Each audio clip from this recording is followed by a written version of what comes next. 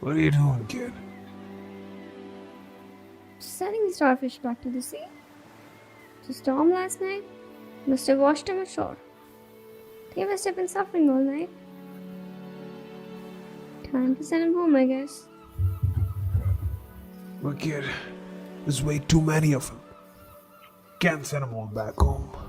Won't make much of a difference.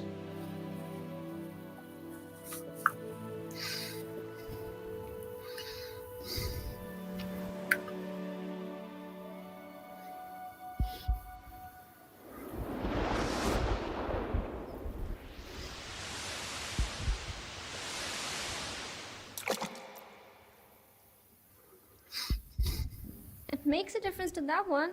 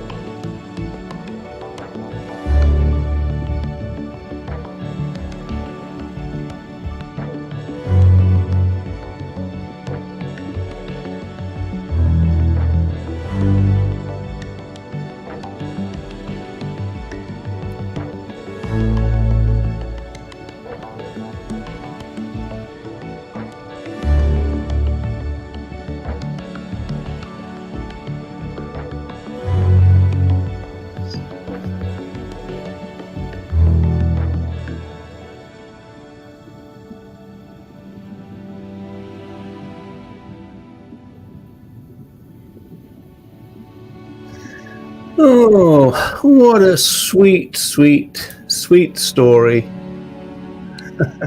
Hello, everyone. So, yes, indeed. What a sweet story. Now, and the saying's as good at the end by we that know, too, isn't it? as we know, everyone, as we know, quite. Yeah. You know, we'll do the intros in a minute, but as we know, there's probably nobody in the entire world that would dislike or oppose that story. And so I thought, well, if we're going to find somebody who's not going to like it, we're probably going to very appropriately have to kind of, look under every rock and all that, especially the ones on the beaches, and see if we can find such a creature who would oppose it. And then it turns out that the creature in question was much nearer than I thought. So, Ronnie, you seem to be the only person in the entire world that has got a problem with this lovely, lovely, lovely story. So, tell us why. I got a little bit of a problem in the video with the way the young boy threw the starfish back into the sea.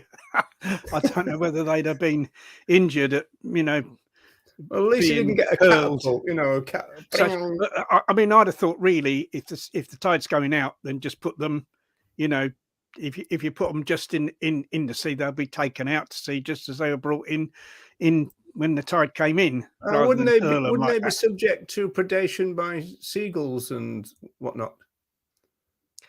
I mean, possibly. I mean, and on the beach they would be, of course, but I think just put them out a little bit rather than hurl them at such a distance. I don't know what effect that would have on them. But I mean, that isn't the reason I don't like the story. We mostly see the story in printed form, of course, in lots of different printed forms, and it's quite well known. Within the animal protection community and within the animal rescue community. The reason I don't like the story is because, as you say, it is a sweet story, but it's not. You're a curmudgeon. You're a curmudgeon nowadays. It's not meant. It's not. It's not meant to stand alone. That story isn't meant to stand alone. The story's a metaphor, or what you might call a parable.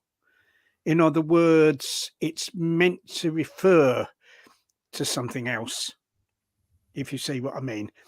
And really, what it kind of refers to is there's this this situation that's been created of all these animals that are in distress, that's been created by it's been created by an act of nature that kind of nothing could have been done about, right?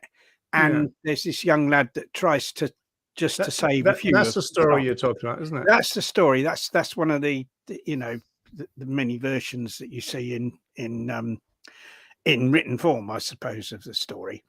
And my problem with it is it's not a true representation of reality. It's not a true representation of reality because it represents a situation that we're kind of helpless to do anything about. In other words, all the starfish on the beach, helpless to do anything about that. The best anyone can do is just to save a few, right? Yeah. But well, that kid was doing something about it. The kid was doing something about it, yeah. But it isn't really about that. You see, it's because it's a metaphor. It's meant to represent. It's meant to be representative of the true situation in the world, in a sense. And especially we take it with regard to animals and the situation of other animals and the oppression of other animals, right? It's not a true metaphor for that because we're not faced with a situation that we can't do anything about. See, in the story, all the starfish on the beach, there's nothing anyone could do about that. It's an act of nature. They've been washed up. The best anyone can do is just rescue a few of them, right? But that isn't the true situation faced with in reality with the oppression of other animals. The true situation is that we can do something about that oppression.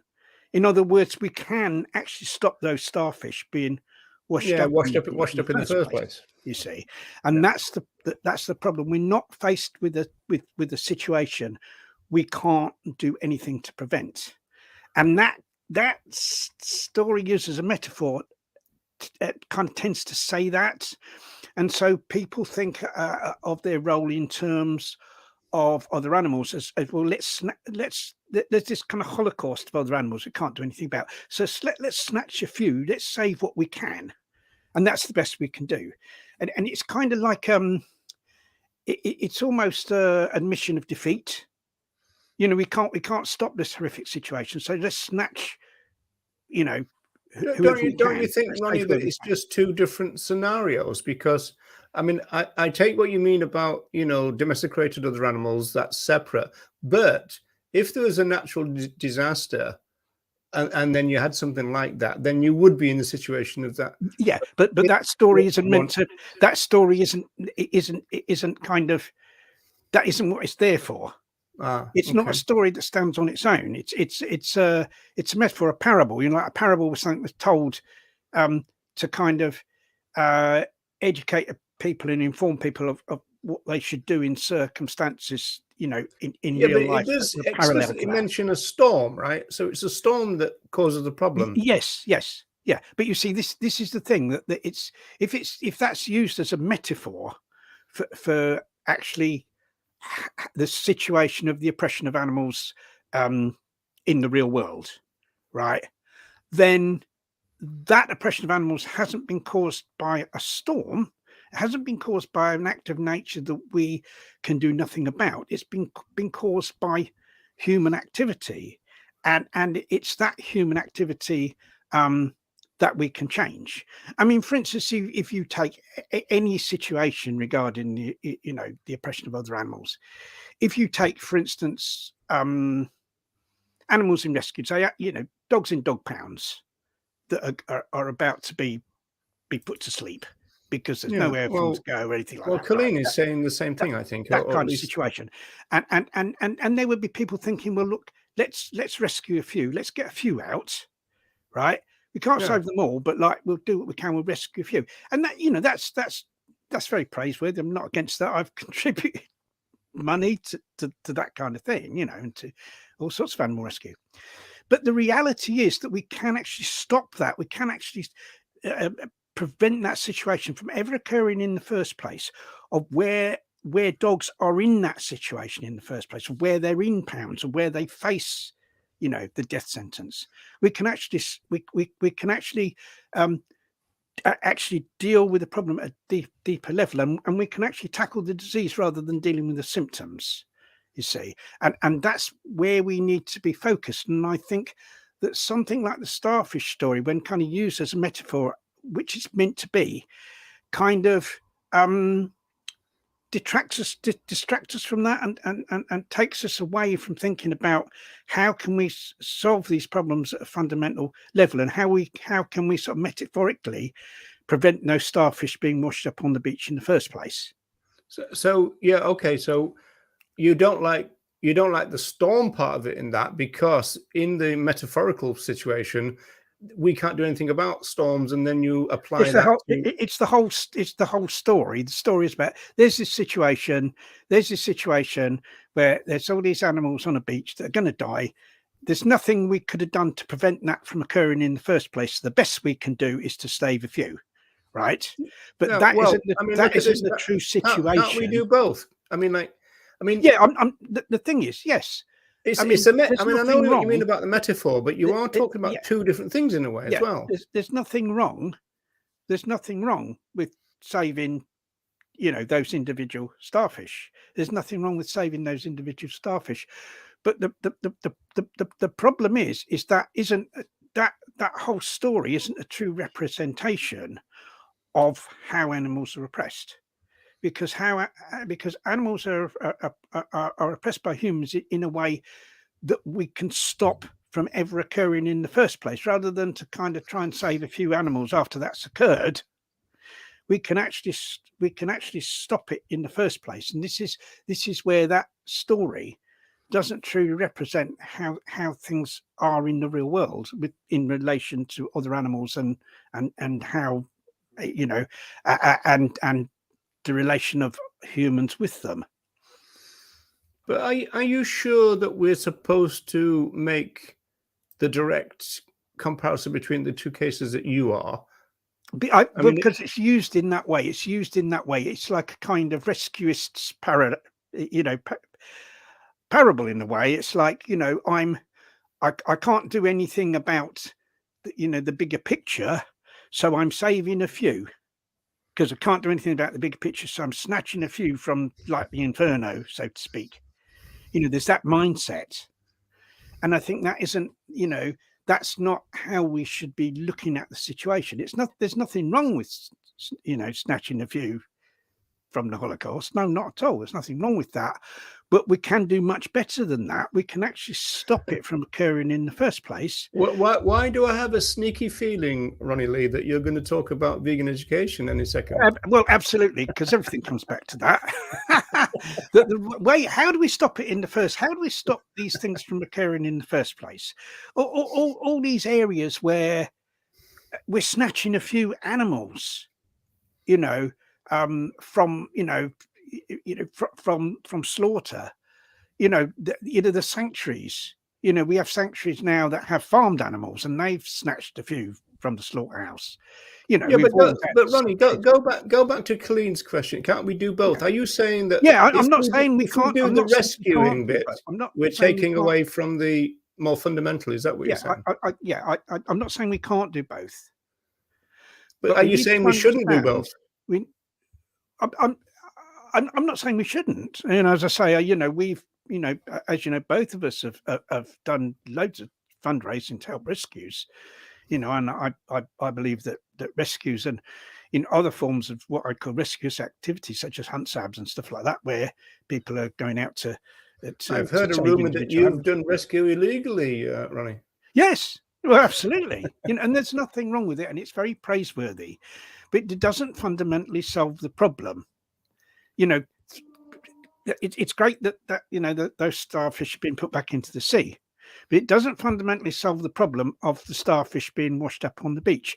And of course, in the starfish story, that problem can't be solved, but in real life, that problem can be solved. If you see what I mean, we can stop the starfish being washed up on the beach, if we we change human culture. Yeah, but Ronnie, you could read it another way, you could say, well, what's really needed in the Starfish story is more people like the little kid. Yeah, but that you couldn't. But no matter how many more people you had, Well, if you had but you throw them thousands back, of yeah, them, we throw them back into the sea. Then the next day there's another tide brings more in, well, it's and not a more in, tide, and it's a more in, and storm. It that's was the a storm, not a tide. well, or a storm. There's going to be another storm, and another storm, and another storm. And more Yeah, and more and then you go forever. and do it again. Unless we, but you see, in the story you can't stop the storm. In the story you can't stop the storm. It's an act of nature. There's nothing you can do about it. The best you can do is actually save a few of those starfish. But in real life you can stop the storm. In real life we can put an end to the fundamental oppression that's causing all You're getting those some animals pushback here, Ronnie. You're getting some pushback.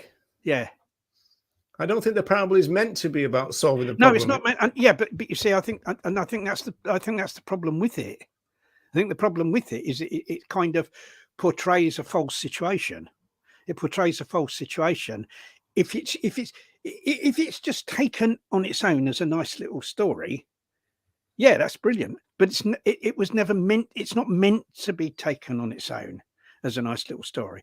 It's because it's a parable, because it's a metaphor. It's meant to refer to something else. It's meant to refer to a real situation in the real world.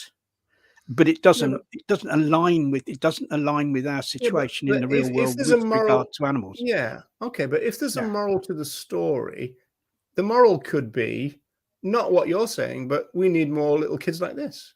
Well, I think what was said at the end, that the quote at the end, Lao Tzu, something about great things come from lots of small actions. Yeah. Well, I don't disagree with that, but I would kind of I would use that in a different way. I would use that in a different way. I think that is actually a good quote. But the problem is we can actually stop that problem of this mass suppression of other animals. We can actually put an end to that. It's not just a question of like there's this situation we can do nothing about, so let's save who we can. Right? That's like a defeatist way of looking at it. We need to think, well, how can we actually stop the starfish being washed up on the beach in the first place? How can we actually put an end to the oppression of all these animals, which is causing people to go and try and rescue who they can? But how can we actually stop that? And as you quite rightly say, the fundamental way to stop that is through vegan education, because if we can educate enough people to go vegan, first of all, things will change through how people behave as individuals, through their lifestyles, but also, and as I said many times, politically, through how people vote and what kind of government we got and the laws they pass, that we can actually give animals the right sort of protection that stops the kind Yeah, of but again, mass killing. just picking up on what Colleen is saying here, Ronnie, it is a good animal rights story in the sense that it encourages people to see other animals as individuals, because he says, the kid, oh, I've helped this one, and so we're not just looking at, oh, this is species conservation or anything like that. We're regarding them as individuals who have needs and everything. So in that sense, it's quite a good story, isn't it? Well, just that little bit of it, yes, but the overall effect of it, I think the overall effect of it is if that encourages people to see the world like that what we need to do is snatch who we can from this Holocaust that we can't do anything to prevent. But isn't that your assumption rather than what's going on? Well, because because I see it used in that way. Yeah, I see it used in that way. It's like a kind of it's often used by people that are into animal rescue, to say that I'm into this because that's all we can do. That's all we can do. We can't do anything about what's causing all these animals to be unwanted or to be oppressed. And the best we can do is just snatch a few of them, get a few of them into rescue, get a few of them into homes. Let's save a few. There's nothing we can do about what's causing that to happen in the first place. And I say, yes, there's everything we can do about that. There's everything we can do about that. And we really need to be much more focused on what we can do to stop that horrific situation occurring in the first place. And as I said, that is, we need widespread vegan education to change, to change the culture of our society, so those things don't happen in the first place. And we mustn't be defeatist in thinking that all we can do is just save a few. Well, yeah, there's a more fundamental issue, but you're kind of suggesting that this parable is kind of tapping into that. Whereas, and I do understand that you're almost like saying to, say, people in an animal rescue center, for example, and I've kind of helped in kind of rescue centers and sanctuaries, that kind of stuff, and of course the fundamental issue is can we not stop them coming in rather than dealing with them as they arrive? That's yeah. And there needs to be, but that's two separate things, isn't it? Like, well, there needs to be I think more focus on getting to the root of the problem rather than curing the disease rather than dealing with the symptoms. Well, where I'd agree with you on that is the fact that the problem is that if you then have the practical problem of dealing with the symptoms, you can the actual cause of it, the more fundamental thing, almost like gets put aside. Yeah, and I've seen this happen in reality. That because for many years, Louise and I were involved in campaigning against the greyhound industry. Yeah. And we categorically, the organisation we had, Greyhound Action, we categorically refused to become involved in rescue. Although people said, why don't you do rescue, get involved? And we said, no, we're not doing that. And I said, I remember a woman on the phone and I said to her, well, no, we're not getting involved in rescue because we want to concentrate on ending the industry, closing the tracks and stuff like that. And she said to me, well, I think you're a horrible bastard. Because I didn't want to get involved in rescue. But what is going to spare the most greyhounds from slaughter? Is it rescuing just a few of them you can rescue and find homes for, or is it campaigning and putting an end to the industry so those dogs aren't bred to be slaughtered in the first place? Yeah, it's can you just clarify that for me? So yeah, it's a question of some of the campaigners against greyhound racing would rescue greyhounds from. I think people, a lot of people had their own rescued greyhounds. I mean, we had our own rescued greyhounds in our home, but as an organisation. But the racers don't give them out, do they? They actually say that they can't and all that kind of stuff. Well, no, they what happens? There are greyhound rescues and dogs do get rescued. Some dogs do get rescued when their racing careers come to an end. That does happen. But the main problem with greyhound racing isn't that. The main problem in terms of the slaughter of dogs by the racing industry is about 50% of dogs that are bred for greyhound racing aren't suitable, and so they mostly get killed before they even really get to race on the tracks, and that's the main problem. So if you offer a rescue, kind of laneway, as it were, for that, then that's what you should do. That's what the rescuers would say. Well, what the rescuers do, they tend to rescue dogs where their racing careers come to an end.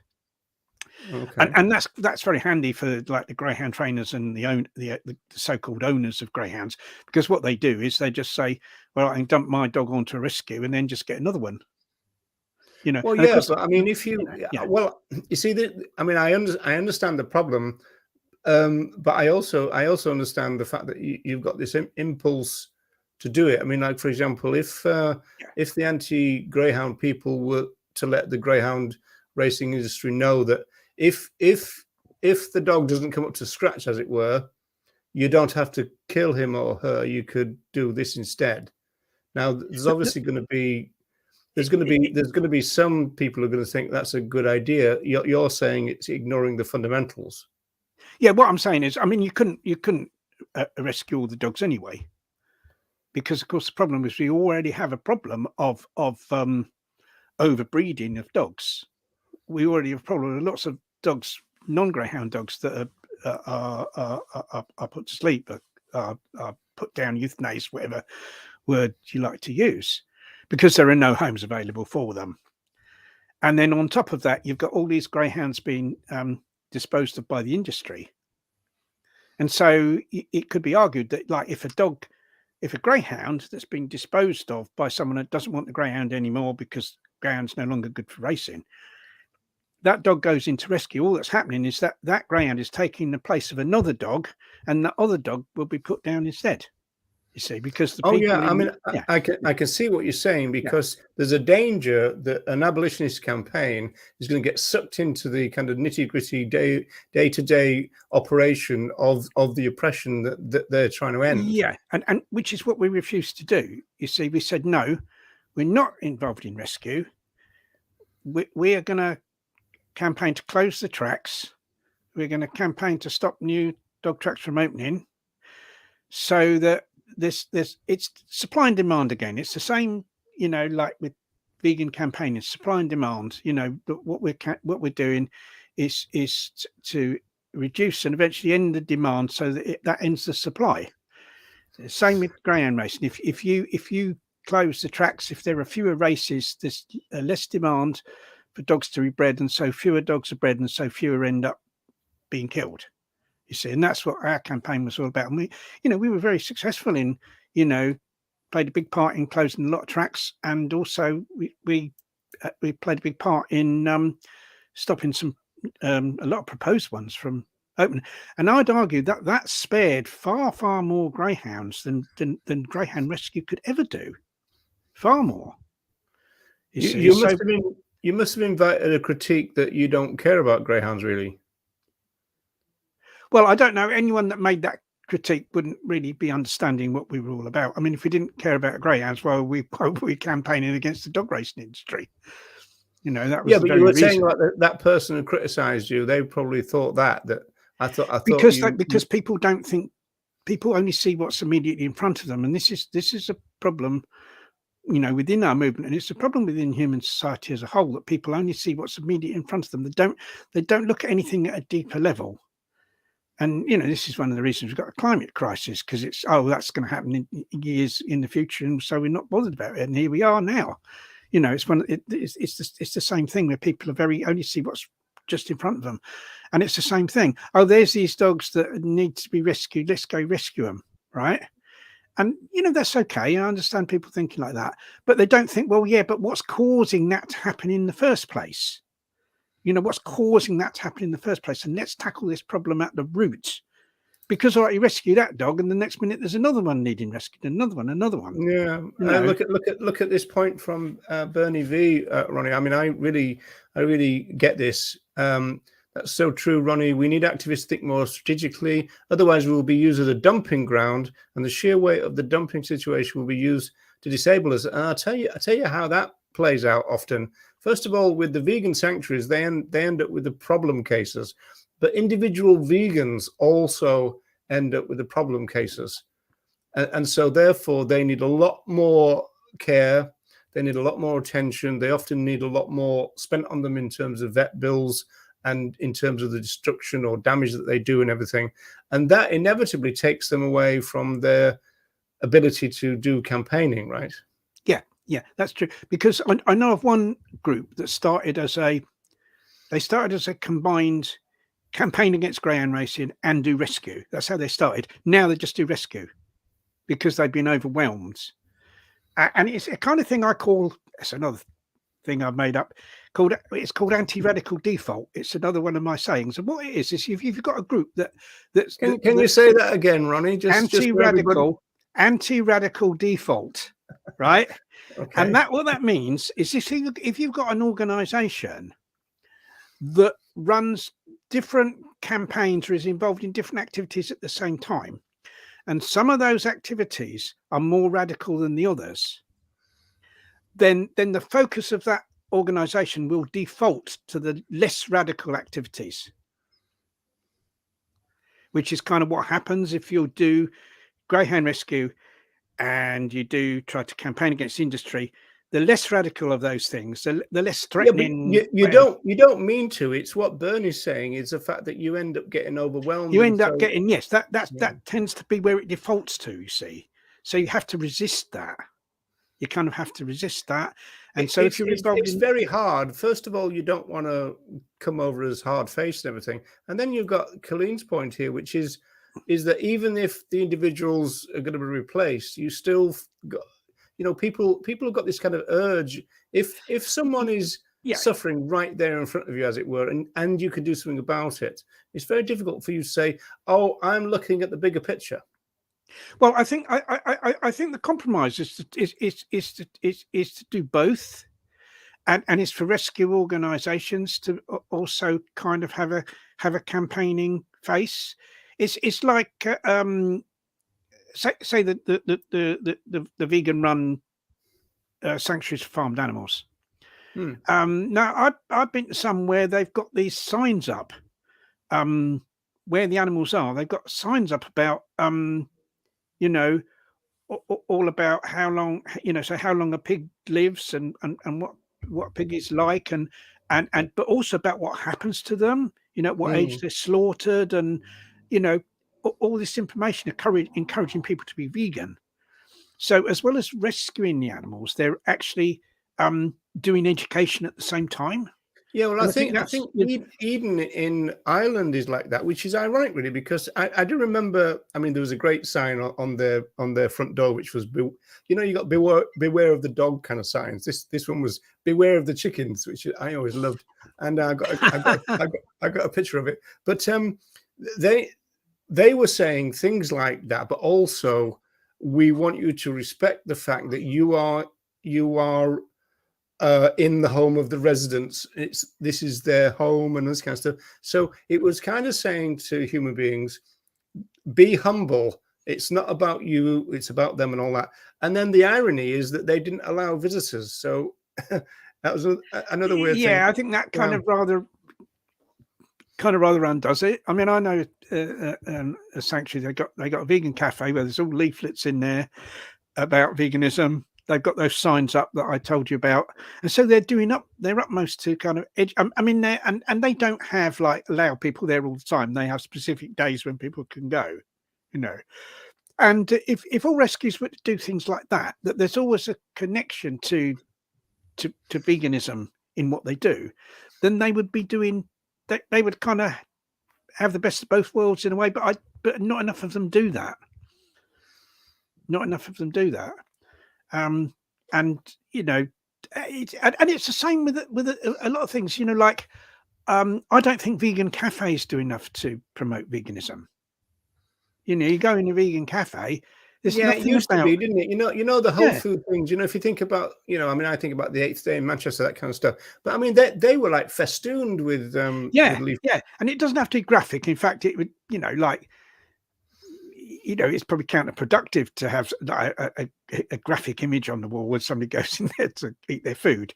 But you can have stuff that's poignant and moving, but not graphic, that you could kind of have on, have on the wall of a cafe. Well, there's one in Dublin called Cornucopia, a very famous one. I think they've been open close to 30 years, maybe 25. When I came to Ireland, they claimed to be 65% vegan. We won't quibble about the percentages, but now they're claiming to be 95%. In fact, they might be fully vegan now, because I think the stumbling block, as with a lot of cafes and restaurants, was the fact that plant milk would curdle in coffee, and so they would get complaints from their customers. And I think there's a lot of vegetarian restaurants that the only thing that is not vegan is the fact that they will supply cow milk because of that problem. But I think in recent years, maybe the last 3, you've got all these, is it called barista? Yeah. And it doesn't. Yeah. So I mean, I haven't been to Cornucopia for a while, but it'd be interesting to go now, see whether they've eliminated that issue. Because there's another one called Govinda's, and I used to delight in the fact that when I came to Dublin again, it was like the vegetarian restaurant. And then they've got big signs, and it says vegan really big and vegetarian small, which is brilliant. Govindas in London. I don't know whether that's the same. They're Yeah, they yeah, the Hari kind of Krishna. yeah, It's Hari Krishna, Hare isn't it? Krishna, It's yeah, Hari that's right. Krishna run the Govindas. Yeah, I mean, But obviously, some people are a bit I critical think of so that, many but vegan restaurants that you wouldn't know that it's anything to do with, you know, anti-speciesism or anything like that. And it's almost as if it's like there's a few campaigns. that's not. Yeah, I know. It's almost like, oh, there's the Chinese restaurant, there's the Indian restaurant, there's the vegan restaurant. Oh, shall we? Oh, shall we eat vegan today as a change? As if it's just like another food choice instead of being connected to animal liberation. And I think this is a problem. I know a few cafes. You'd go in there, you wouldn't know that it was like the vegan cafe. You wouldn't know that it was like, you know, anything to do with animal liberation. And I think that's a shame, and it's a wasted opportunity. Well, I'm sure there's a mainstreamness argument here, because I imagine that some of the restaurants are probably going to say we don't want it to look too kind of, you know, I mean, I don't know what phrase they use, hippie or something, because that's going to put off the mainstream in a way that in the 80s it wouldn't have done, because there wasn't really a mainstream involvement in veganism. And now, of course, I mean, everything that we've talked about and what we're probably going to talk about a little later is about the fact that we've got attention now, because there's more and more mainstream people in this radical space now. And frankly, they're kind of causing turbulence, should we say? Yes, I mean, the basic problem is that the mainstream is wrong. You know, like it would be right to be part of a mainstream if the mainstream was, you know, was ethical, and the main, you know, living in the mainstream was the right way to live. But of course, it isn't. So therefore, you know, sort of kind of being part of the mainstream is being part of something that is still problematic, and we have to change the mainstream. That's the thing. Yeah. No. Well, I'm not going to disagree with that. Yeah. I mean, the mainstream is a major problem. But at the same time, you know, it's kind of, well, we've got to get veganism into the mainstream rather than presumably changing the mainstream into a radical space. I think what it involves is there's two sorts of vegan education. I think there's educating non-vegans to go vegan, and then there's educating vegans about what veganism is really all about. You see, I don't think that it's a behavior.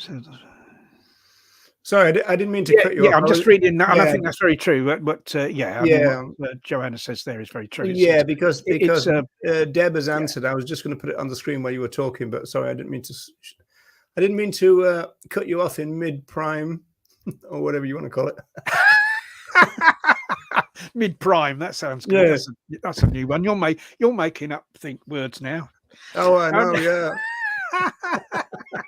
Well, it's got to be done. It's got to be done. Yeah, it's got to be done. I forgot what I was talking about now. You cut me off in mid-prime.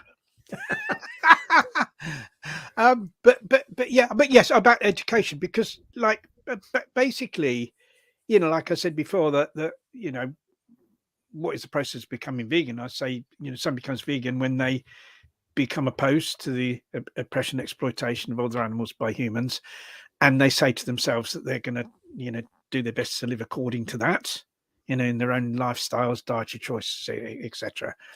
Right, that's when someone becomes vegan. But of course, that person may not know about all the areas in which other animals are oppressed.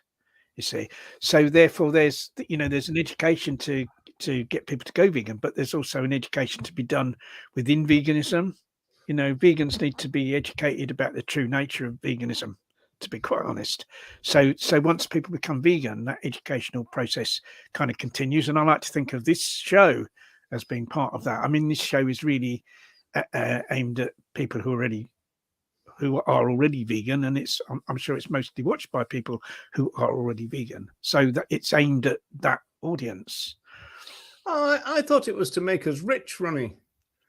But well, It's not. I've not really had much success out of making myself. Well, reach I out mean, of I veganism. I've I been mean, doing. my I must be doing my something YouTube wrong. is not even monetized, so yeah, I'm not doing a great job I've been about doing it. something But wrong all these years, living I know, on, yeah, you know, we're not benefits doing great. and a Yeah. pension. There's something, you know, I've made a huge mistake somewhere along the line. Well, there. I'm getting rich through Patreon. I'd look at Patreon today because I'm a bit laxed at posting on there, and my wealth is down to $25 a month now. So Yeah, but you see, the desire to be rich is a form of the oppression of other animals, and the reason for that is because there are only, you know, the Earth has limited resources, right? And we share this planet with millions of other sentient species that all have like an equal we right. don't act like we share it. We don't act like we act like, you know, like Nazis, don't we, in terms of how we treat the other animals, you know, oppressors. But you know, the right situation is that, you know, that we would share in fairness this planet with the other animals that live here. And of course, we're a million miles away from doing that. But the thing is, that means that we have to minimize the resources we take from the natural world, because when we take resources from the natural world, that impacts on the lives and habitats of free living beings, or what people might call wild animals, right? And that is a form of oppression, you see. So the desire to be rich, the desire to, you know, accumulate a lots of material stuff is actually a form of the oppression of other animals. And Yeah, also, it's we also can't all, very contradictory and ironic, isn't it? yeah. Because one of the mainstream vegan arguments, I'll use that word, for one of the long-standing vegan arguments, has been the fact that in a vegan world, we'll be able to give free living beings a lot of land back, we'll be able to rewild, and, you know, forests and all this kind of stuff. And then, like you say, then you've got kind of, as it were, capitalism or whatever you want to call it, coming along and encroaching into what we've just given back. Well, yes, and you know, there's kind of, it's not enough. I mean, you know, if everyone went, you know, plant-based under the existing political and economic situation, of course it'd be a huge improvement. Of course it would be much better for other animals, but it wouldn't be animal liberation, because you'd still have animals, you know, oppressed in other ways. And one of the ways they'd be oppressed would be through consumerism and through you know, the impact on the natural world that like a consumerist, materialistic society would still cause. So do Hang we on, want I'm only just half? writing that down. Cayman Yeah. Islands. So I can invest my wealth. I can hide it from the tax people. I can hide my $25 a month from the tax person. But that, you know, that's right. If, you know, do we want total animal liberation, or do we just want kind of halfway house? You know, I mean, I want total Well, animal liberation. I think the real problem there, and as we know this, right? What we've got in the movement now is kind of not a version that veganism is a scare word. It's almost like now that the full expansive version of veganism is resisted because people, they think, will be scared of it. And so there's a lot of push now from various aspects of the vegan community to kind of slim down the meaning of veganism to not scare people away, even though they now kind of accept that, you know, talking about veganism is okay. But how far are you going to slim it down? Are you going to slim it down to, all right, if you just, you know, A lot of people are slimming it to a diet, aren't we? We know yeah, that right now. But how right? far do you slim it? How far do you slim it down? And you know, like Yeah. if we're going to, you know, we're going to kind of, well, they'd eliminate what you just said. You see, you couldn't go, oh, and also, you know, humanity's got to be much more humble. We've got to be, you know, we've just got to think about our place in the world. We've got to be critical of the idea that we're allowed to be everywhere and dominate everywhere and all that kind of stuff. We've got to be critical of those kind of mindsets. They wouldn't want to say that, because that's going too far, Ronnie. but that is veganism. That is Well, veganism. yeah, well, I know that's what I've just said. Yeah, and so veganism is what it is. It is what it is. It is. No, it isn't now. It isn't. But it's like, well, all right. So let's, veganism is what the new generation says if what it people is, can and change the new veganism as they generation want, is slimming it down. yeah. But how far we're systematically. going to? How far? If people think they can change veganism to mean what they want it to mean, and all the time, go further and further away what the founders of the vegan movement intended it to mean, right? Which was a philosophy of animal liberation, right? If people go further and further away from that, well, why don't we have a situation that you're vegan? You can call yourself a vegan if you just eat plant-based on a Monday, and you can eat whatever you want the rest of the week. Why not? That'd make it easier. We'd get far more vegans, wouldn't we? Yeah, well, I mean, we have. Don't forget, we do have strategists in the movement who claim that if you eat fishes and a couple of cookies with eggs in it, you're still a vegan as far as they're concerned. So you do get that. Do you want to address this one, Ronnie? Capitalism is not the issue. Animal exploitation has occurred throughout history. Yeah, and many political systems. Well, communism's. Go on. Capitalism is a multiplier, right? The reason animals are oppressed is because of human supremacism and speciesism. That's the fundamental reason animals are oppressed. And it's true that in societies that call themselves communists, in societies that call themselves anarchist, as in some of the anarchist societies in Spain, prior and during the Civil War in Spain, they're anarchist butchers and anarchist animal farmers. And yes, so it's not, capitalism isn't the fundamental reason, but it's a multiplier.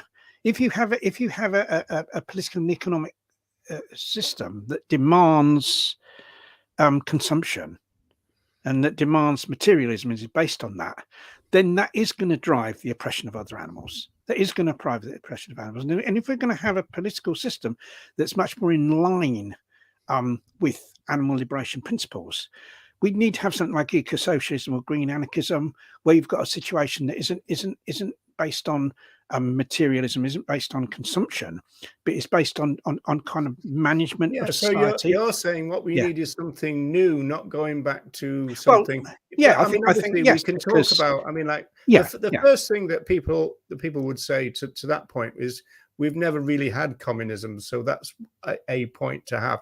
But you're not talking about going back to that type of communism anyway. No. You're talking about And a lot of the communism, as in Russia, is referred to as state capitalism, isn't it, rather than communism? I mean, they did seem to slide into capitalism pretty well, didn't they? But well, it was those regimes did horrendous harm to the environment and to other animals, so they're certainly not a model. But we do need we do need to move away from capitalism, and in particular neoliberalism, if we're going to have a really animal liberationist society, because those political and economic systems aren't in line with that.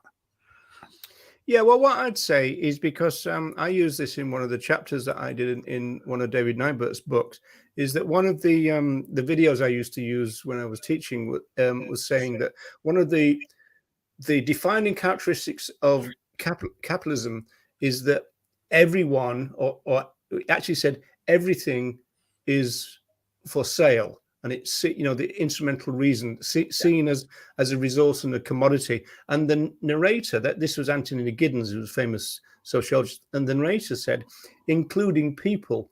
But it was a given that they meant other animals already, because they were already tradable commodities and everything. Yeah, well, but that's what capitalism is based on.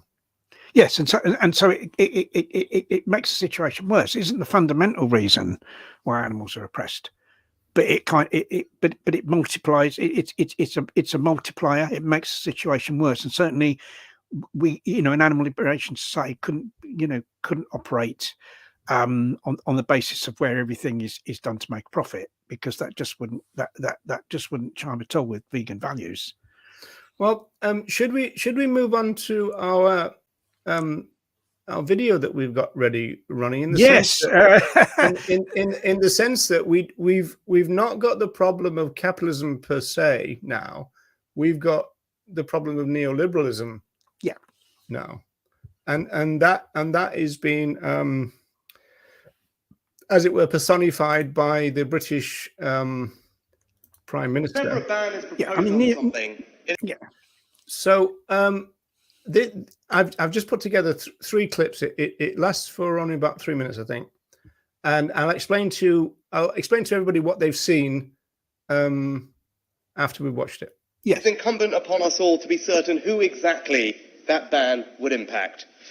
To many, the image of those losers from a ban seems clear.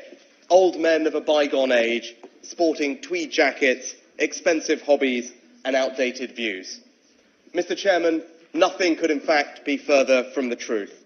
The real victims of a ban are not caricatures. They are ordinary working people in constituencies like mine in North Yorkshire. The farmer's wife who goes beating at the weekend so her family can make ends meet through difficult times. The young man able to earn a living in the community he loves as an apprentice to a gamekeeper. The local publican welcoming shooting parties with cold ales and hot pies. So, Mr. Chairman, let's be absolutely clear. Those who support a ban on grouse shooting should only do so if they are prepared to look these people in the eyes and explain to them why their livelihoods are worth sacrificing. Of course, there are some who question shooting's contribution to the rural economy. People who suggest that the 2,500 direct jobs and the tens of millions of pounds paid out in wages is somehow misleading. Mr. Chairman, I agree. The truth is the benefits created by grouse shooting go far, far beyond the direct employment that it creates. From the Yorkshire B&B, welcoming ramblers drawn to our area by the moor summer blossom, to the workshops of Wesley Richards in Birmingham or Purdy's in London, whose handmade shotguns are the finest in the world. The ripples of employment that grouse shooting creates reach every corner of our country.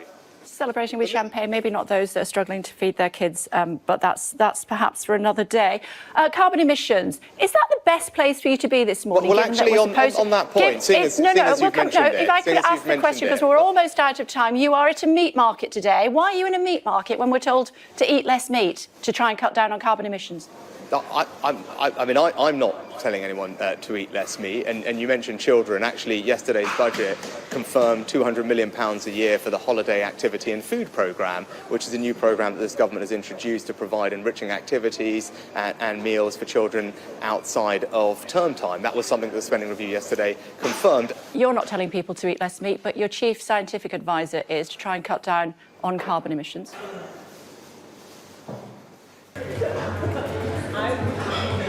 Hello. I'm going outside. How are you? I've been told to bring you some food that might you ordered. We actually haven't. Yeah, no, we haven't. One possibly. I don't know if that's not. Is that one of yours? No. You're kidding me. Sort of veg katsu curry.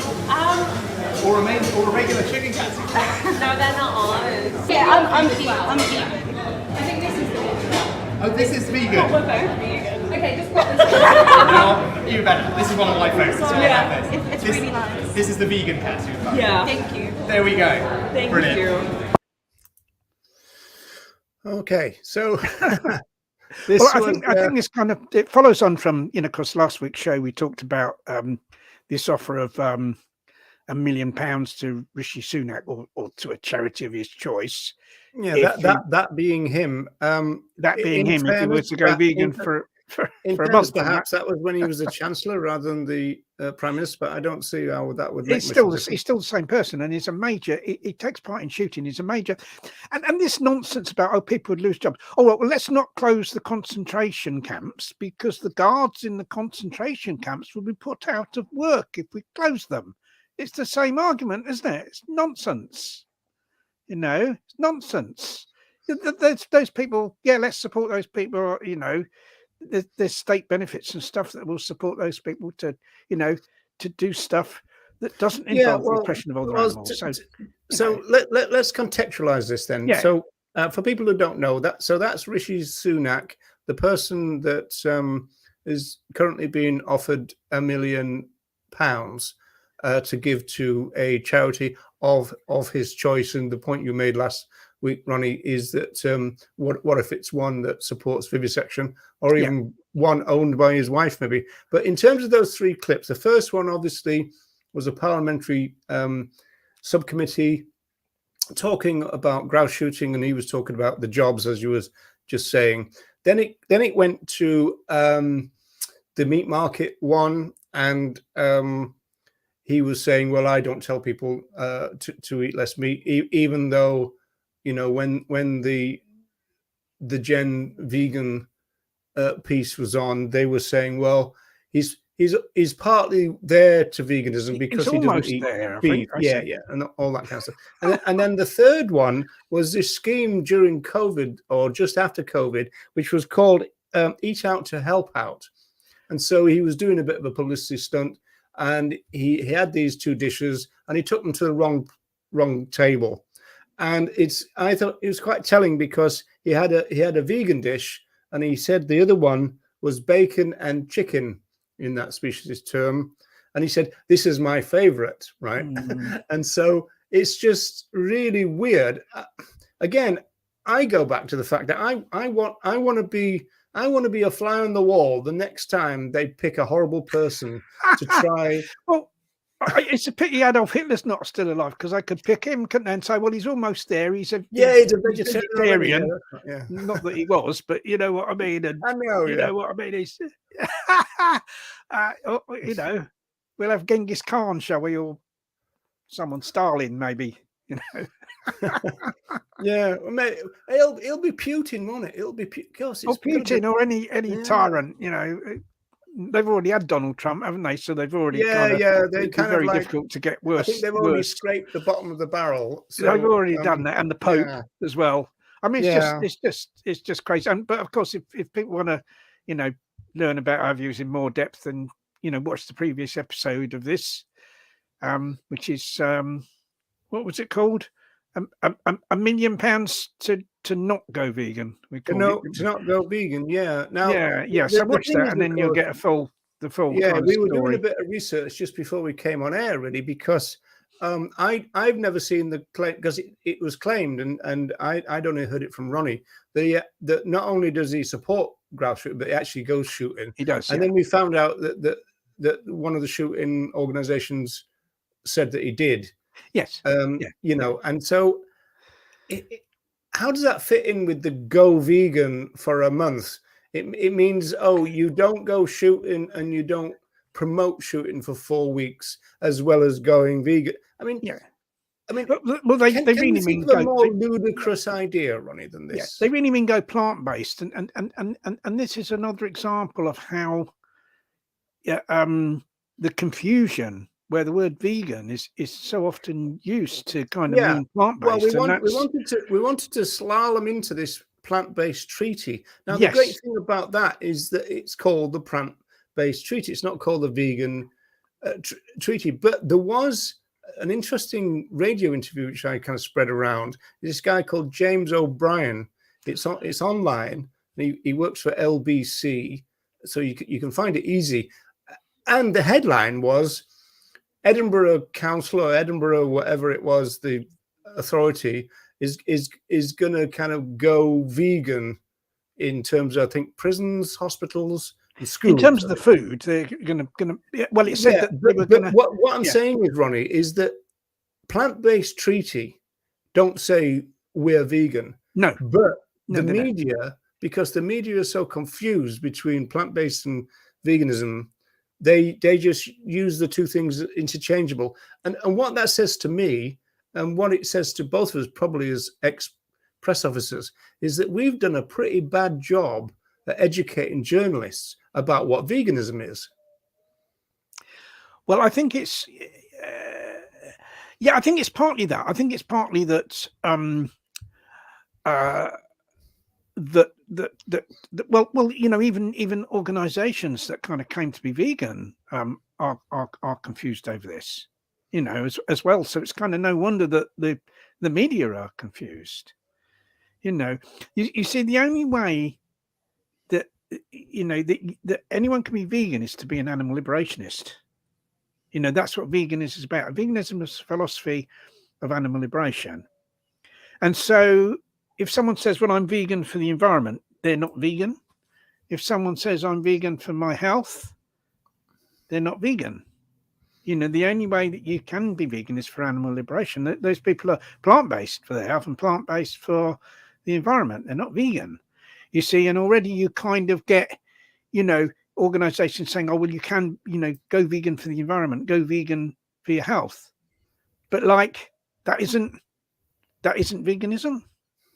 Yeah, okay, it is better for the environment if we go vegan. It's better for our health if we go vegan, you know, as long as we don't just eat all the time vegan junk food. Yes, but that isn't veganism.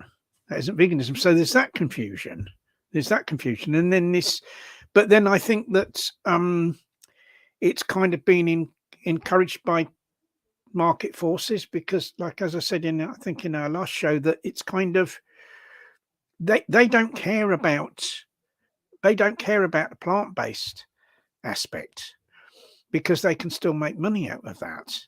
If veganism is made to just equal plant-based, then, you know, big commercial enterprises are fine with that, because they'll just switch their production from animal-based products to plant-based products. And we already see that happening. You know, so many dairy companies are producing plant milks now. Meat companies like Richmond, Frey Bentos, for instance, just to name two, are coming up with vegan products, right?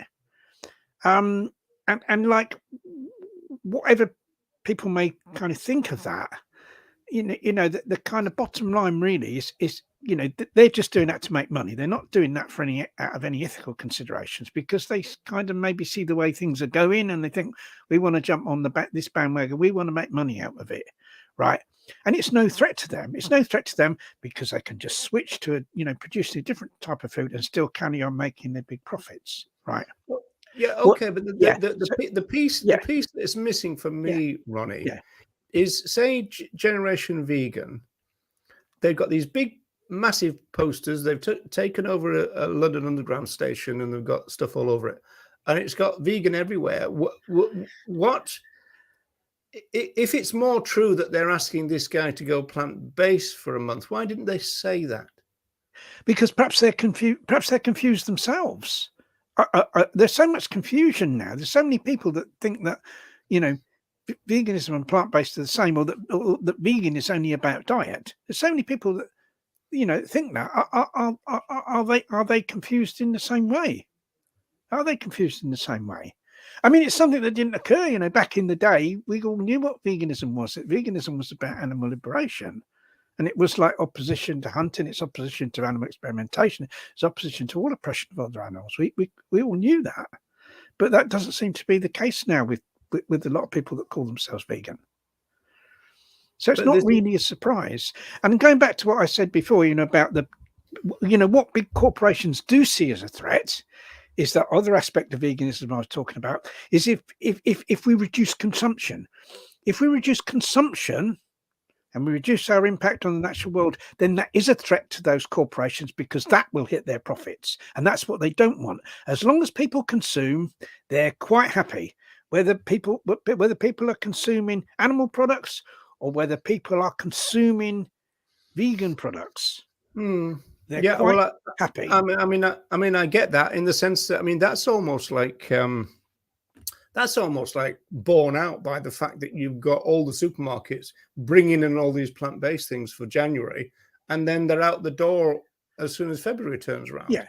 I mean, that's not saying that, you know, like I said before, you know, even under the existing system, if it went plant-based, yes, I mean, that would be an improvement. Yes, it would be better than things are now, you know, but by a long way. But it wouldn't be animal liberation. It wouldn't be animal liberation. Now, and what do you think about this?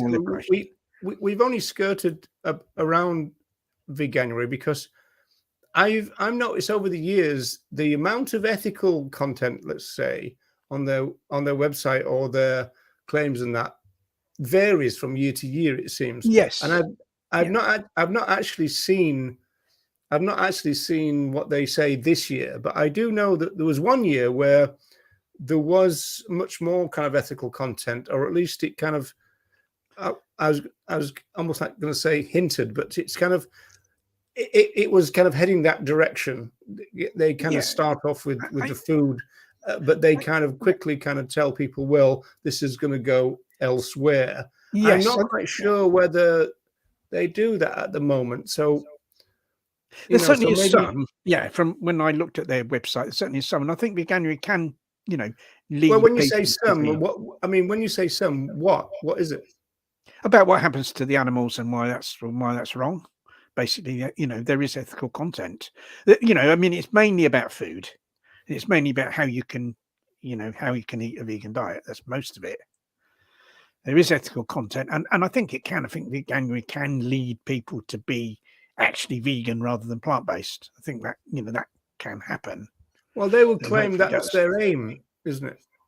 And maybe they might claim that we're trying to lead them in gently, and maybe they would also claim. I think that's okay as long as there's nothing contained within it that contradicts that. And I think the problem with the Rishi Sunak offer is there's a contradiction there, especially when they say, well, Rishi Sunak is almost there. He's almost a vegan. Yeah, well, I think in fairness here, Ronnie, we've got to make sure. Well, in fact, I'm not quite sure if they are run by the same group, but Veganuary and Generation Vegan are different as far as I know, right? And so we need to. Yeah, I think they're different. I think they're different organisations. Yeah. But I think that kind of, this is a problem really that veganism has kind of come. Well, vegan has come to mean the same in many people's eyes as plant-based, and we need to really strongly resist that. We need to educate people that it's not. I think it's an increasing problem. I mean, I've been working on this for years now, and I think there's several aspects to it.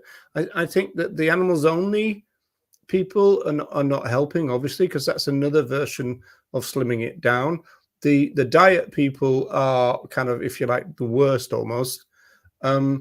The animals only people also create confusion, and I don't actually understand really at heart why people are scared of the full version of veganism, because all you've got to do is think of it in terms of focus and scope. And once you do it, think of that. So the focus is what you say, animal liberation. The scope is wider, and that would incorporate things like environmentalism and stuff. But I think you can kind of say that to start off with an individual person when you're educating them to become vegan, that like the focus really would be on the food they eat, because for most people that's the main way that they buy into the oppression of other animals is through their diet. So that would kind of be the focus, but the scope would be all the other ways in which other animals I mean, what you're saying there is you're even making the focus smaller, because the focus is our use of other animals. The focus, but within that focus there's like another focus in terms of what you lead with. There's like a focus within the focus. That's what I'm saying. Yeah, but the point is, we don't have to be politicians here. We've got enough of those, so we don't have to hide. We don't have to hide the scope. I mean, there's no reason why we can't say. And there's a big, justice for all philosophy that's guiding all this. It doesn't do any harm to our conversation. If anything, it adds to it, because people say, "Oh wow," we've had people in Dublin. And they go, "Oh, wow, I didn't know this what veganism was. I thought it was, So they have this limited vision of veganism in their mind. And then when you kind of say, well, actually, it's this, and then, oh, wow, this is really interesting. You see, I think we want people to look at the world in a completely different way. And you're not going to get that unless you present them with the whole show, are you? You're not, that isn't going to happen. But also, we've got to say, we want you to look at the world in a completely different way. Yes, absolutely. Yeah, that's right. This is where the mainstream thing gets in the way. It's kind of cautious. It's almost like all of this and these new campaigns, Veganuary, Generation Vegan, they are guided by sales psychology. and then psychology in general, which focuses on individuals, and there's no wider liberationist structural thing. And it's almost as though, well, we can't go there too quick. If they're, let's assume they're going to go there at all, but they would say then, yeah, but we can't go there straight away, because that, you see, that's when they create a new version of there's a scare here we've got to avoid. I think we've got over that vegan itself, the word, is a scare thing, but there's elements within vegan, which is the expansive vision of it, which I think is still a bit too much for a lot of people. I think people are resistant to change, and obviously we see this all the time when we're trying to persuade, educate non-vegans to become vegan. We see that all the time. We see the resistance, and we see the kind of you know, we're all very well aware of the type of things people say in order to try and avoid that. But you see, I think within people who regard themselves as vegan, that resistance to change still operates. You know, those people have changed a little bit, but that resistance to change is still there. So they then become resistant to changing even more. You see, if you can just live exactly the same way, and you can kind of substitute your plant-based sausages with your it's the other way around, Ronnie. Your sausages from pigs, or your animal products with plant-based products that kind of look and taste really quite similar. And you can go to a restaurant with your friends and you can eat the vegan option. You can carry on really living exactly the same as you always did. And so you're kind of very much still in a kind of comfort zone. But if someone comes along and says to you, well, hang on a minute, animal liberation means more than that. The whole way that society operates has to change. We have to live, much more simply. That brilliant saying by Gandhi, live simply so that others may simply live, is very, very true. That we have to, radically change society if we're going to really truly have animal liberation. Then once again, that resistance to change kicks in. I don't get the impression that I'm trying to pick my words here, modern day vegans, let's say, and I know that there's going to be a lot of variation here, so apologies for that. But I don't think that they want to say that. I almost think that they want to say, oh, it's dead easy and you don't have to do much. Well, yes, I mean that's what they want to say, but that's also how they want to be themselves. That they kind of, have really only had to make really quite small changes, in a sense, these days to carry on living the same as they've always lived. But really, if we're going to truly achieve animal liberation, none of us can really carry on living the same as we've always lived. We need a radical change in our society. And, people are resistant to that. Non-vegans are resistant to that. People who call themselves vegans are resistant to that. And I think that's the problem we have. It's resistance to change. I was trying to find a clip just to bring up one of the... Oh, here we go. Let's see if I can find it here. Oh, yeah. Let's see if I can put this up. So, yeah, just bear with me a second, folks. So somebody has said, is it true that the mainstream is not the majority? Because this is a really fascinating issue. And it's kind of seems to be the case that you assume that when you use the word mainstream, that you're talking about the majority. But hang on, I'm just struggling to get my screen sorted out. Sorry about this. Professionalism. I need to be paid more, I think, Ronnie. Isn't it the case that you might, because there's all these other kind of are the groupings within society that aren't the mainstream, but they're all separate from one another, aren't they? Yeah, let me just bring this up, and Yeah. and this is Patrice Jones, right? This is really interesting stuff.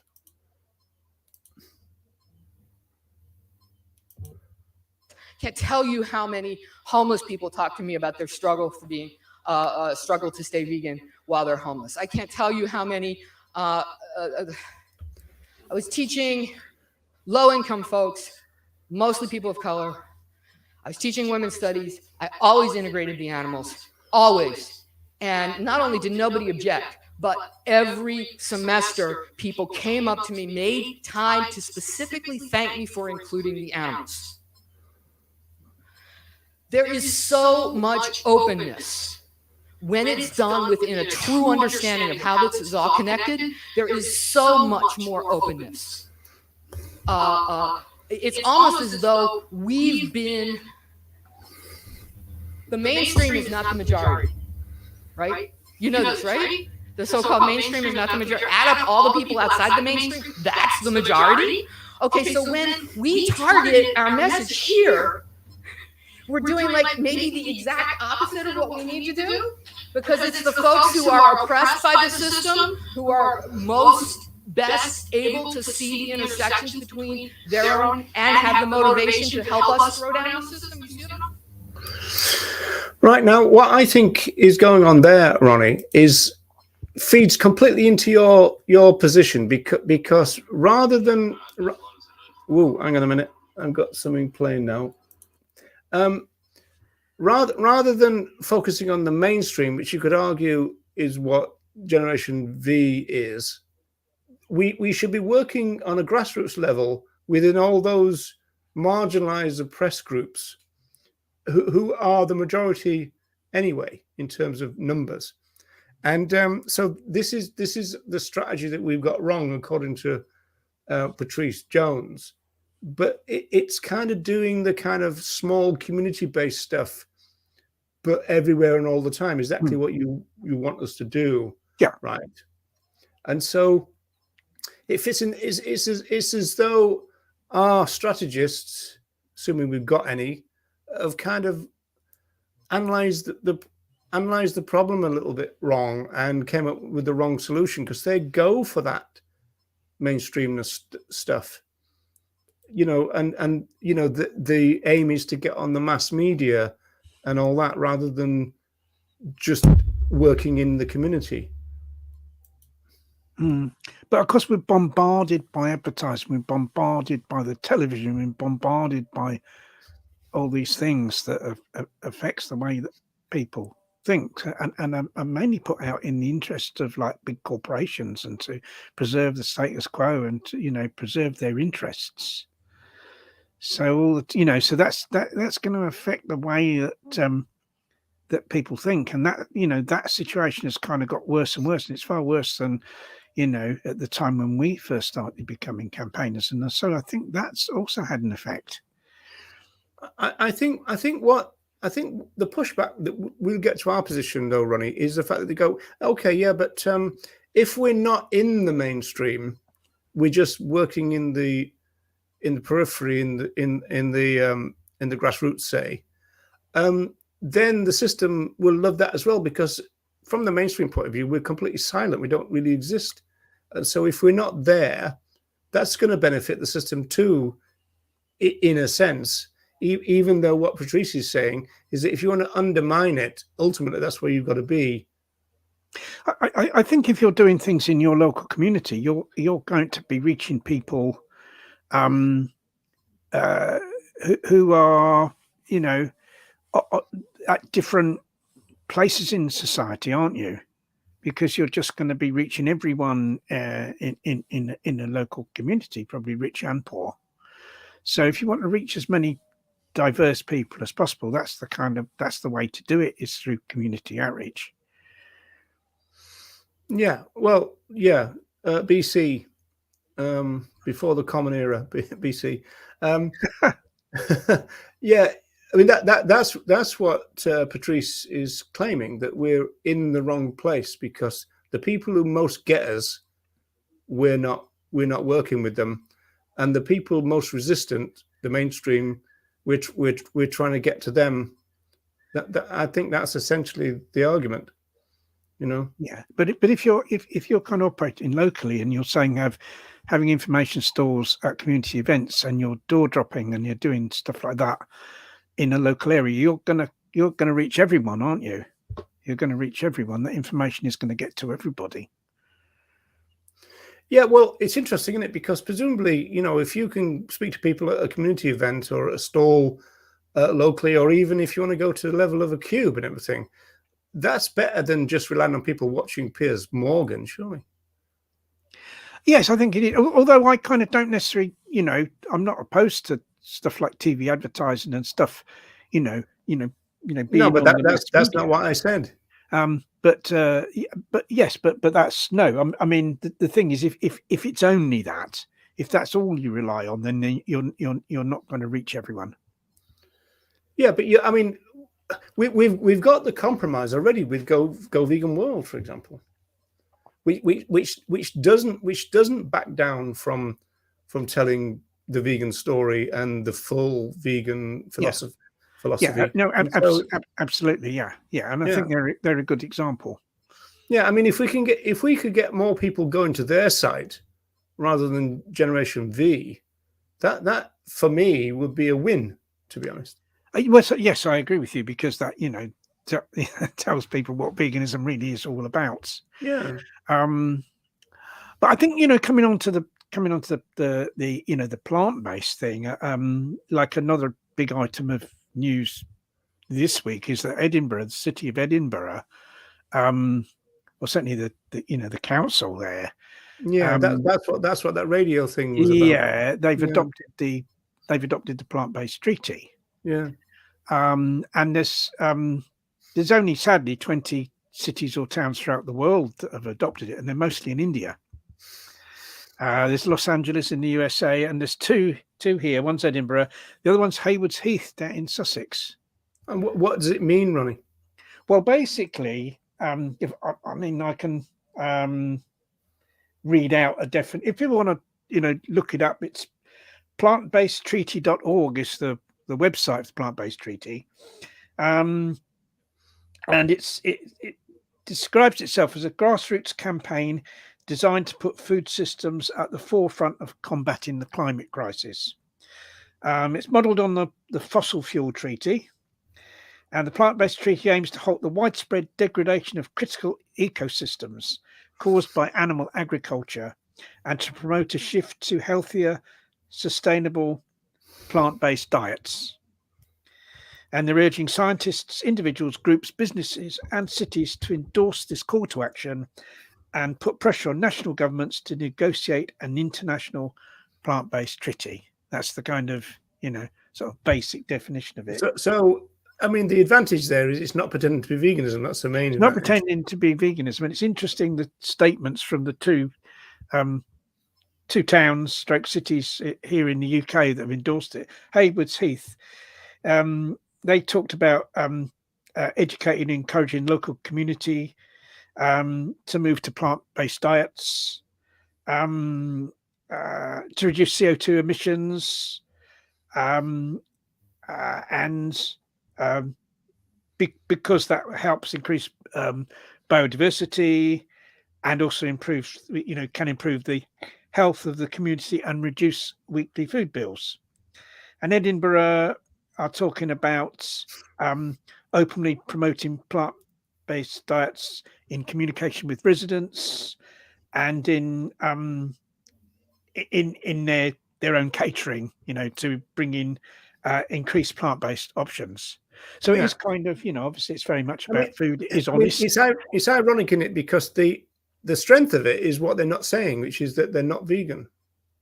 Yes, and yeah, and I, you know, I prefer where things are plant-based and not vegan, that they be called plant-based rather than be called vegan.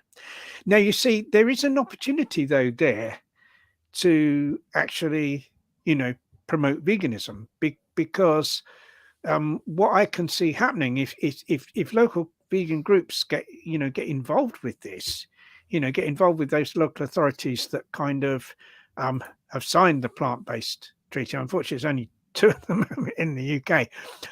Then, once those organisations become involved, the vegan groups, they can introduce the ethical aspect. I mean, we already do this locally with our group. I mean, we're part of a local Green Alliance, and we have stalls at their events, which are, all about combating the climate crisis and protecting the environment. But when we do our stalls, we also, we'll very much push the ethical, proper ethical veganism. It's not just about plant-based. And so there is an opportunity for veganism to be promoted through this. Yeah, but isn't there an argument to say, well, that's not your job, that they should be doing that, and you kind of concentrate on the veganism? Well, yes. I mean, obviously, it would be far better if there was an animal liberation treaty that local authorities signed that said they were going to take all measures to combat the oppression of other animals, and including with the plant-based diet being just one aspect of that. That would be far better. Well, yeah, they haven't got that. I mean, in an ironic way, we can see in terms of strategy that an animal liberation treaty would be a hell of a lot more difficult to get. It would be more difficult, and it's kind of it's a bit like a kind of gateway thing that we can kind of use this as a gateway, similar to, I think, single issues can be used as a gateway to veganism. Yeah, they can be abolitionized. Yeah. Well, if they're yes, I mean, for instance, if there's a stall, someone's doing an anti-vivisection stall, then when people are given information, give those people information about veganism as well. Yeah. And I think that you can kind of do a stall about going plant-based. Yeah, all I'm saying here, Ronnie, though, is that just like we shouldn't get suckered into doing welfarism, we shouldn't get suckered into doing the plant-based treaty, because that's not veganism. No, it's not. No, plant-based treaty isn't veganism, but I think it can be used. It can be used as a gateway to promote veganism.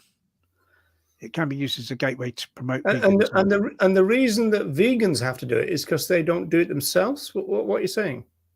Well, I think the reason that is that most of the people, in fact, probably everyone involved in promoting the plant-based treaty are actually vegans, because who else is going to do it? Like, other environmentalists are going to be going on about the fossil fuels and stuff, aren't they?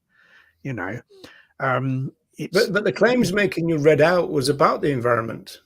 The claims making, yes, it was about the environment, yes, because you see that I mean, this goes to one of the talks I used to do years ago, where you've got these ideas of like reducitarians, vegetarians, and vegans, and you get all the reducitarians and the vegetarians wanting the vegans to do the less than vegan stuff. And the reason for that is because they see us, out of all those 3 groups, as the activists. I mean, for example, the idea of a vegetarian activist sounds weird now. The idea of a reducitarian, see, the activists are us. That's why they want us to do their work. Because vegetarian and reducitarian are just diets. See, veganism isn't a diet, isn't just a diet. Yeah, but I mean, I'm obviously trying to make a comparison with the plant-based treaty. It shouldn't be the vegans doing that, because it's not veganism. It shouldn't be the vegans doing, but it kind of is. I mean, you could kind of say the same about animal rebellion. Those animal rebellion actions that have been aimed at kind of somehow persuading the government to initiate a plant-based future. That all those people are vegan. Yeah, I think and yet they're talking about plant-based. Not least the fact that they called animal rebellion. Yes. Yeah. Well, it's because it came from Extinction Rebellion. There's a historic reason. Yeah, I know. So it makes more sense for vegans to be involved with animal rebellion than Extinction Rebellion. They can only get vegans. You see, if someone's is concerned about the climate crisis and that person isn't a vegan, then they're going to go and join Extinction Rebellion or just stop oil. We've got the same problem bubbling up again, Ronnie. That the vegans are the only activists, and so we've got to do all of it. I I mean, Yeah, I was it'll be once the told vegans when that I you came see. to Ireland, right? I was told Yeah, that the because they reason can that we have only. to do animal welfare is because the animal welfareists are not good at it. So You're we not have to do activists. it. But you see, I think what you got to look at is what's the best use of our energy? Is our best use of our energy like Yeah, and you've already campaigning said for vegan education over and over. vegan education? Yes, but you see, So that's if not you the have plant-based treaty then, is it? no, but if you have a local authority that's adopted the plant-based treaty, they may be more amenable to like vegan groups having stalls at their events, and when you do that, then you can actually promote veganism through that, the same as we do locally when we have stalls at environmental events, and Yeah, we'll but have people stalls at people health say events. the same about rescue or animal welfare, Ronnie. So it's a bit of a close kind of argument there that you've got to be careful about, that we're ending up doing stuff that we don't really want to do because there's a fundamental thing that we believe in, which is vegan education, which we're not doing in lieu of doing this. Well, it's not. I mean, it's certainly not something I would focus on. I mean, my focus is very much on vegan outreach. Is on community outreach.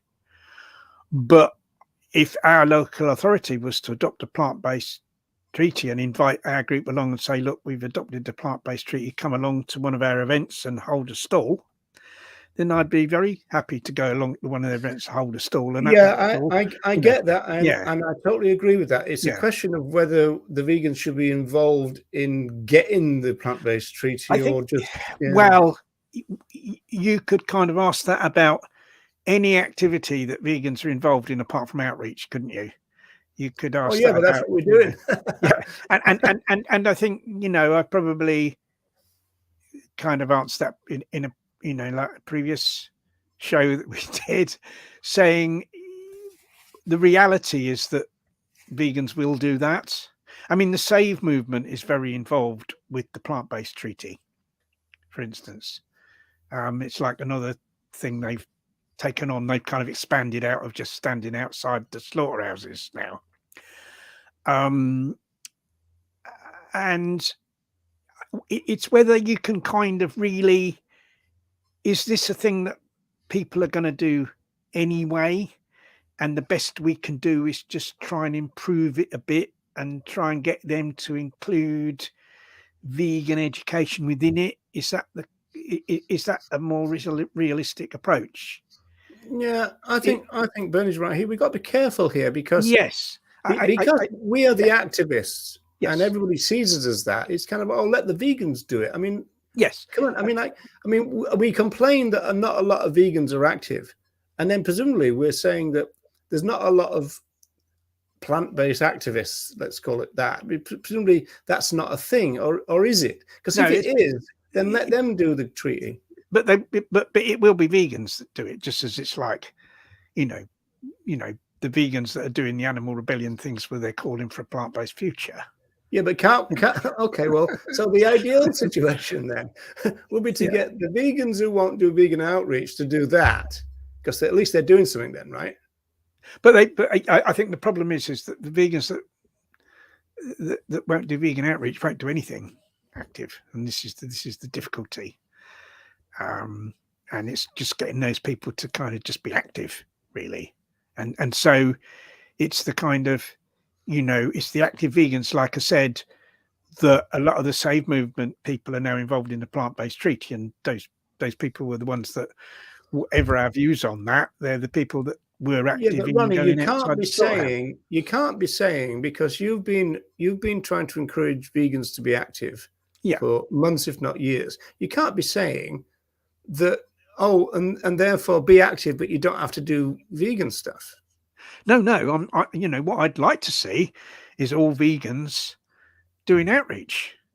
That's the ideal situation. Whether they do that outreach in combination with other things they do, or whether they just do it just on its own, I'm not sure that matters too much. I'd like to see all vegans, doing their utmost to spread the vegan message, right?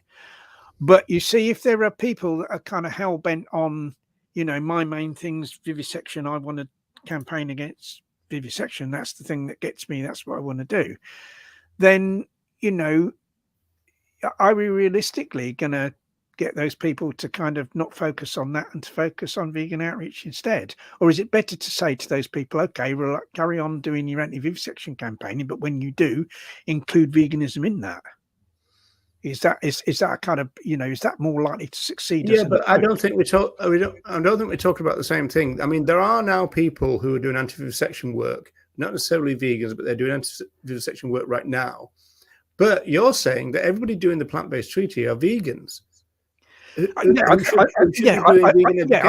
think probably that, or certainly majority of people involved in campaigning for the plant-based treaty are actually vegans. Yes, so they're campaigning for they're not campaigning for veganism. They're campaigning. Isn't that the same as the Starfish, Ronnie?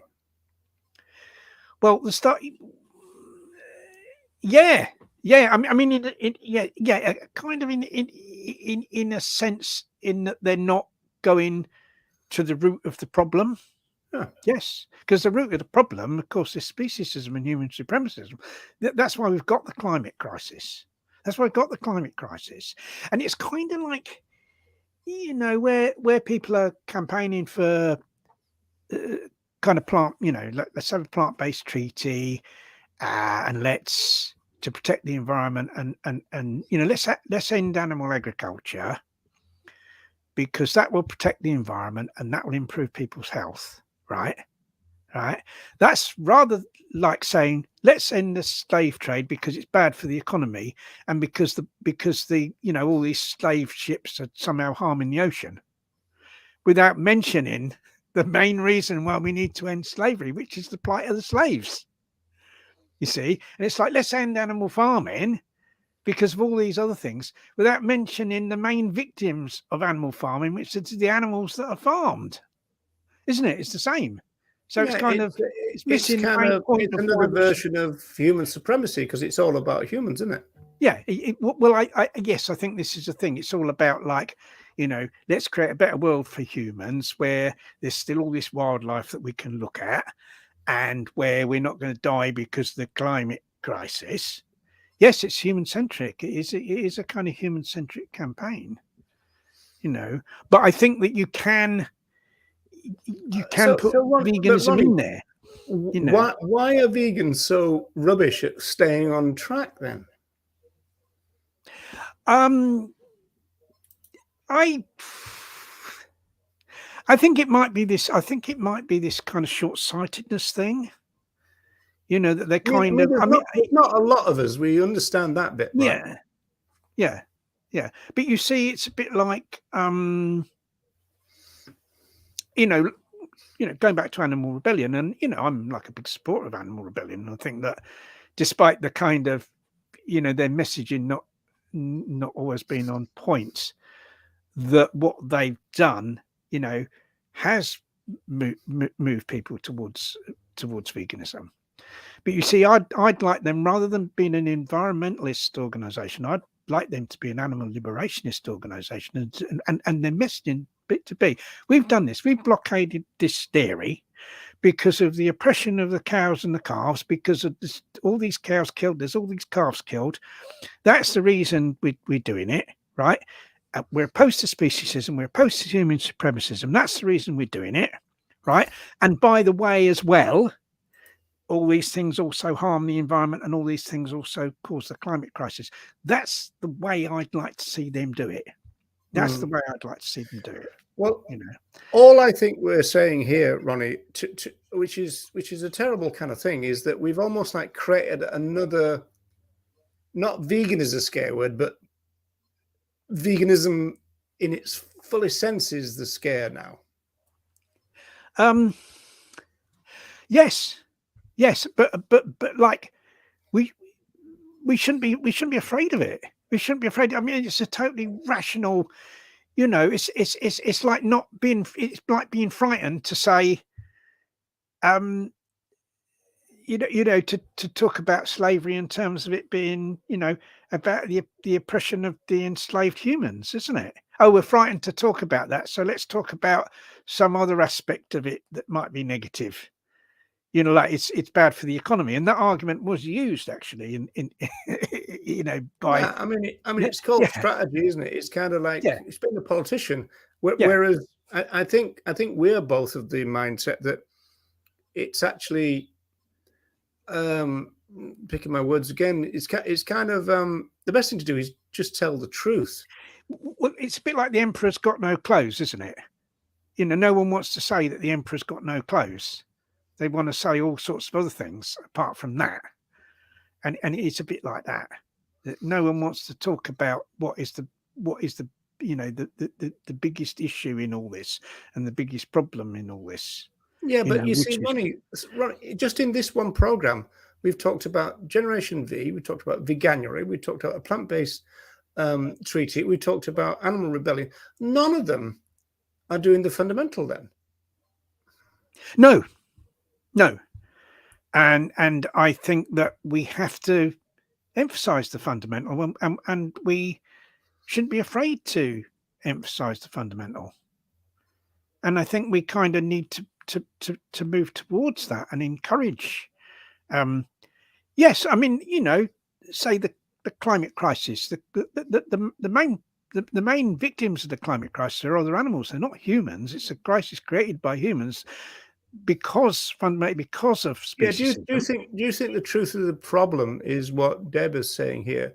It is frightening to a lot of people to consider animal rights stroke liberation, and she goes on in its truest sense. So they want to present a less threatening version. But how are we ever going to achieve animal liberation if we don't present it to people? We're not, are we? How's that ever going to come about? You know, how's that ever going to come about if we continually don't? You know, it's interesting that, like, you know, one of the slogans of, say, Extinction Rebellion, and I'm sure it's Animal Rebellion, but it's tell the truth.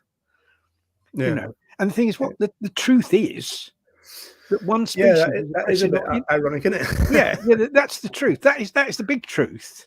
That is the big truth. You know, the big truth is that that one species is oppressing all the others in the most horrendous way. You know, our oppression of other animals and our attitudes, our oppressive attitudes to them, is what's caused the climate crisis in the first place. Right now, Ronnie, I'm going to tell you a big truth. Now we've come up to 2 hours, or at least we're an hour and 3/4, aren't we? So yeah. People have been going to sleep. It's already past my bedtime anyway. But I think that's true. I think we shouldn't be afraid to say it as it is. Shouldn't be afraid to say it as it is. You know, if we want animal liberation, we've got to talk about animal liberation. You know, we have to.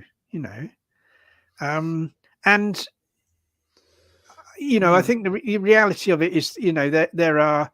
I mean, this is a bit of a tangent from Michael, but I mean, this is not as bad as it used to be. I mean, you normally, people say things like, I mean, they talk about people like Joey, extremist and all this kind of stuff, but they don't normally say terrorist anymore. I mean, that was our day, wasn't it? Yeah, there's more to do with the ALF and people like that they said terrorists. Animal rights extremist tends to be the kind of phrase, doesn't it, these days, rather than terrorist. Yeah, I don't think they can quite relate the things that animal rights people do these days to terrorism. I think it'd be a little bit of a stretch, wouldn't it? You know, although this is funny because I was watching a TikTok live only 2 days ago, and that's exactly what somebody said in the comments, that you are harassing and terrorizing me by doing this live, and the person was saying, well, why are you here? Just go away.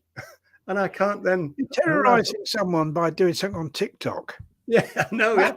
I mean, that kind of must be very, very easily terrorized, mustn't they? Well, one of the main things that the non-vegans say, though, Ronnie, is, "Oh, you're trying to force me to be vegan," and of course, you can't force anyone to be vegan. It's a philosophy. It's impossible. Well, we want them to force themselves to be vegan. If we're going to talk, you can't force anyone. You know, this is the nonsense. I'm going to force you. It's such nonsense. I mean, non-vegans will say the weirdest things. Well, And they, you know, the thing is, it's a desperate. What the psychology of it is the reason why those people kind of come on there. I think is to do with guilt, and it's because we've created a tension. In other words, that they kind of know deep down that they should be vegan. But well, they you kind of, could see it in terms of the absent referent that we've Yeah. brought back what they've pushed away, and we they don't brought like back it. what they in order to carry on living the life they want to live, they've Yeah. had to push away the fact. Yeah, so we're not that, letting them you know, do wrong. We're not letting easily. them. We're making them think about the thing they don't want to think about, and that creates resentment, and that's expressed in anger. Yeah. So the ones that like the ones that are all on there making comments are the ones that kind of, in some ways, might be more likely to go vegan eventually, because they're feeling. Yeah, that's that right. guilt. A lot of vegan activists think that if they're there, and especially if they're there for a while, that they're kind of probably in the category of vegan curious. I would think, and so I think there is something in that. In terms of what BC says here, this is what Reagan said in 1988 in that famous speech. You know, if you're going to call it to be, if you're going to call me extremist to be against something bad all the time, then I must be an extremist. Well, you see, if someone called me an extremist, I'd say, well, what do you mean? What do you mean by the word extremist? What do you mean by extreme? That's what I would ask them, and then they'd have to explain what they actually meant by that. But I think they would say in that, well, you're against it all the time, or you're totally against it. And I'd say, well, how's that? Why is that extreme? Why is that well, extreme? because that's the way it's been socially constructed. That if you're really kind of totally there and completely on board, oh, that's going a bit far, isn't it? You know, especially in a nice kind of liberal place like England, haha. But you know, it's kind of it is constructed as that. Is if you really mean something, it's almost as though that's a bad thing rather than a good thing. I think it's what it kind of means is that your ideas are at a great distance from what their ideas are. That's probably kind of what they're sort of meaning by that. They're probably trying to say all kinds of things. I mean, if we could force people, I think now they're a little bit past when the internet was young. I was on this thing called Animal Rights Debate, it was called, and the things that people said didn't actually make any grammatical or logical sense, right? And so it was really weird. But a lot of other people going in, oh, I agree with what Jim has just said and all that. And you're going, well, how can you? It doesn't even make any sense. It's the fact that they were against me, and so therefore they agreed with it. Yeah, I mean, it still don't make sense what most people say on the internet, even now, does it? No, to I be suppose quite not. honest, even us. But we're going to have to go because otherwise, you know. Yeah, I'm getting harassed here because I've got a rescued rabbit to pick up, I think. So. Oh right, yeah. Well, you know, that's good. But yeah, so hopefully people have enjoyed this and it's been interested and thought-provoking and all we're that. coming to the end. Everyone at the same time.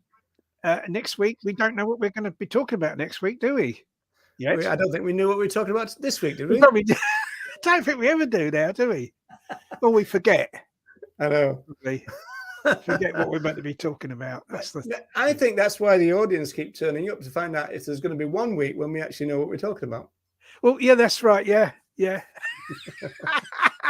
And there still hasn't been, has there? Yeah. So for those very hopeful and persistent and loyal people, we thank you with all our hearts on that. Yeah. Thank you so much for listening. I hope it's been, you know, people have found stuff of interest in this and thought-provoking. And we're here if we're still alive next week, we'll be still alive next week in the program. We'll be still alive live for those who are on the live stream. Yeah. So take care, everyone, and hopefully see you next week. Indeed.